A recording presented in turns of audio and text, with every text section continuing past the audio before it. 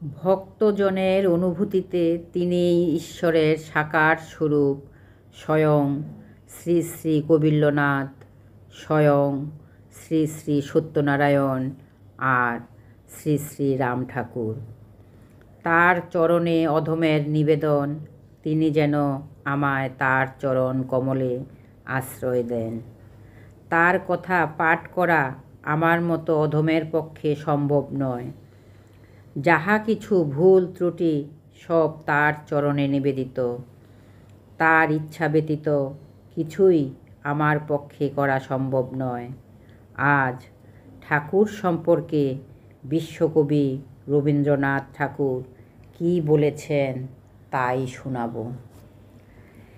একবার ডাক্তার দাশগুপ্ত রাম ঠাকুরের লেখা আধ্যাত্মিক জগতের 2টি চিঠি পড়তে দিয়েছিলেন কবিগুরু রবীন্দ্রনাথকে তার দেহরক্ষার কিছুদিন আগে।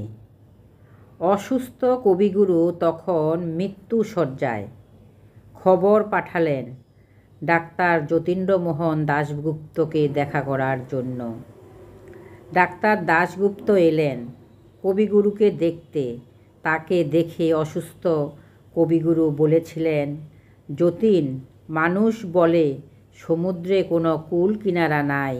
আমি বলি সমুদ্রেও একটা কূল আছে, কিন্তু তোমার ঠাকুরের কোনো কূল কিনারা নাই। যাও তুমি আমাকে তাহার সন্ধান দিলে, তা প্রায় আমার শেষ মুহূর্তে। এখন আর সময় নাই। এই কয়টি কথার মাধ্যমে কবিগুরু রবীন্দ্রনাথ ঠাকুর বেদনাভরা কণ্ঠে রাম ঠাকুরের প্রতি তার অন্তরের শ্রদ্ধা নিবেদন করেছিলেন।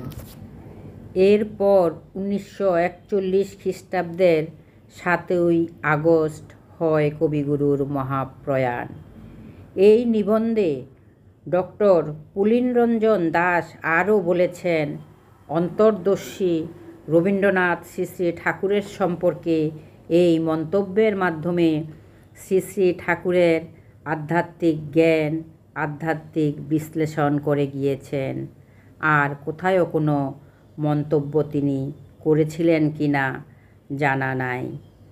সবাইকে জানাই রামময় প্রীতি ও শুভেচ্ছা। সবাই ভালো থাকবেন, সুস্থ থাকবেন, নামে থাকবেন। ভিডিওটা শেষ পর্যন্ত দেখার জন্য ধন্যবাদ। লাইক, কমেন্ট, সাবস্ক্রাইব করে আমার পাশে থাকার অনুরোধ রইল।